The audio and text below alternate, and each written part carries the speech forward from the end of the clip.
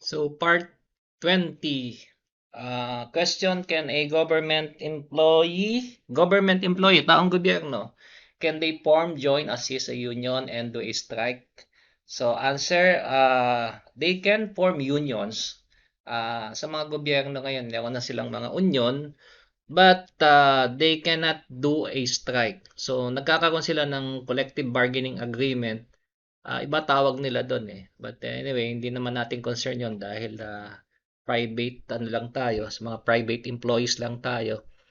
They can form, join, assist unions, but they cannot do a strike. That is the case of Bungalisan, yung mga public school teacher.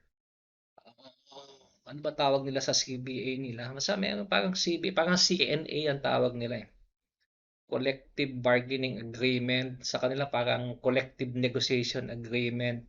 So, kapag ayaw sila pagbigyan, hindi sila pwede mag-strike. Yan ang diferensya. But they can form, join, and assist unions. Walang problema. Ano yung paulit-ulit na tanong sa bar tungkol sa strike, NBR? What is NBR? These are the procedural requirements. Ang daming Supreme Court decisions, iba-iba yung facts, pero in the end, isa lang ang hinihingi, yung NBR. Yung procedural requirements, which is very mandatory. Ang daming questions sa bar. Iba-iba yung facts, pero again, anong hinihingi? Ano yung NBR? First, there must be a notice of strike. You notify the DOLE o kung sino mang government agency na under the DOLE na magi-strike kayo. Bilangin nyo palagi yan yung 30 yung cooling off period. Pag nag-notice of strike, kailangan may cooling off period. Yung kung ordinary strike, 30 days. Kung merong unfair labor practice, 15 days yung cooling off period. Pag may union busting, maski na walang cooling off period. Very important, napaka-importante yung cooling off period. So, yun yung N sa NBR. Ano yung B? Ang B is strike votes. Strike votes. Kailangan magbobotohan lahat ng mga magpa-participate sa strike.